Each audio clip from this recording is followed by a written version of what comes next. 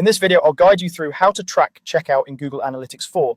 By the end, you'll be able to see your checkout data directly inside your GA4 reports, so you can quickly understand how many people are actually starting and completing the checkout process on your site.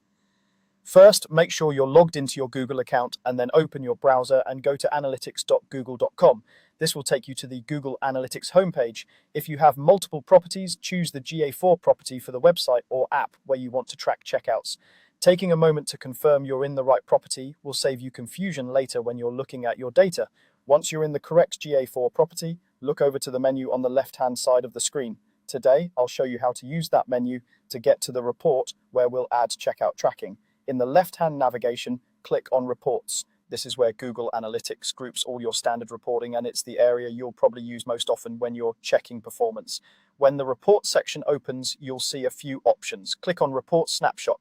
This is a sort of overview or dashboard of key metrics and cards that summarize what's happening on your site.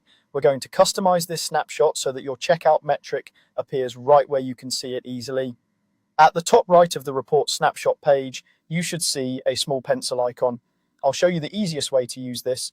Go ahead and click the pencil icon to customize the report.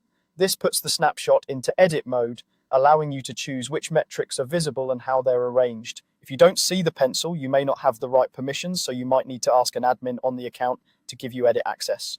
With the customization pane open, look for the area where you can manage the metrics shown in the snapshot. Click on Add Metric. This is how you tell GA4 which specific numbers you care about, such as events, conversions, or in this case, checkouts. Adding the right metric here means you won't have to dig through other reports to find it every time. A search box will appear, allowing you to quickly find the metric you want.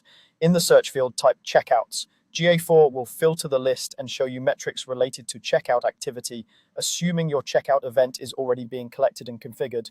If nothing appears, that can be a sign that the event isn't set up or hasn't received data yet. Once you see the metric named checkouts in the list, click on it to select it. This tells GA4 that you want the checkouts metric to be part of this report snapshot. Take a moment to confirm it's been added to the list of metrics for the report. You should see it appear alongside any existing metrics. Now that your metric is added, you need to save your changes. Click Save. This step makes sure your customizations aren't lost if you navigate away or refresh the page. After clicking Save, you'll be given a choice of how to apply these changes. Click Save Changes to Current Report. This updates the existing report snapshot rather than creating a new version. From now on, whenever you open this snapshot in GA4, you'll see your checkout metric right there, making it much easier to monitor how users are progressing through your checkout process.